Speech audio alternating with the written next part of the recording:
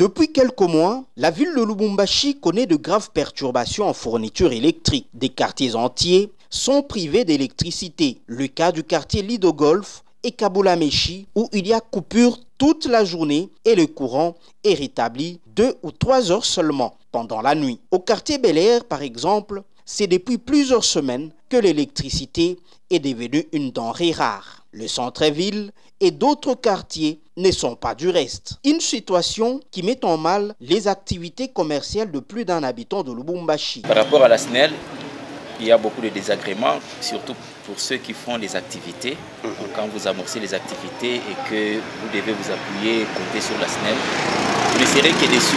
Parce que si aujourd'hui nous nous reposons sur la SNEL, on ne pourrait pas travailler correctement et les clients aussi vont partir ailleurs. Si certaines personnes ont recours aux groupes électrogènes, cela se fait sentir sur le budget des familles, car il faut du carburant. Aux groupes électrogènes, par rapport à tous ceux-là qui utilisent la dynamo, parce que là il y a beaucoup trop d'entretien, mais avec De même pour les dynamos, où il faut payer un abonnement journalier au propriétaire, qui lui doit aussi payer à son tour de carburant. Dynamo banatumaka moto moma 17 banakata 23 tunaripata 1000 francs par jour. Pour faire face à toutes ces difficultés, les habitants de Lubumbashi ont trouvé un autre moyen. Il s'agit de l'énergie solaire. Nous allons à la rencontre de Patrick. Lui, dans sa boucherie, il utilise le solaire. C'est quelqu'un qui m'a parlé de ça et je n'ai pas hésité de voir les avantages que cela pouvait nous apporter, notamment dans un pays comme le nôtre aujourd'hui où on connaît vraiment un problème d'électricité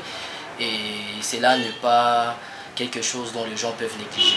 Une technologie qui lui permet d'être totalement indépendant en matière énergétique. À vrai dire, on n'utilise pas les courants de la SNEL parce que j'ai souhaité qu'on soit dépendant de nous-mêmes. C'est pour ça que nous produisons notre propre énergie, parce que si aujourd'hui nous nous reposons sur la SNEL, on ne pourrait pas travailler correctement et les clients aussi vont partir ailleurs. C'est pour ça que nous avons fait recours à l'énergie solaire. Toutefois, il faut un peu de technicité et un budget plus ou moins conséquent, mais l'avantage est dans la durée. Avec les panneaux solaires, quelqu'un peut utiliser tous les appareils qu'il a à la maison. Il suffit seulement de savoir combiner les éléments. Comme nous avons principalement 4 éléments qui interviennent dans les systèmes solaires, mais aussi, on peut parler aussi des 5 éléments. Nous avons besoin qu'on ait un panneau solaire, qu'on ait un convertisseur, une batterie et aussi un régulateur. Pour que ça puisse fonctionner, on aura aussi besoin de fils. Si ces éléments sont bien choisis, on peut avoir un très bon courant à la maison et se réjouir. Mais avec l'installation solaire, il y a très peu d'entretien. Je peux faire une année, je peux faire 2 ans sans déranger l'équipement.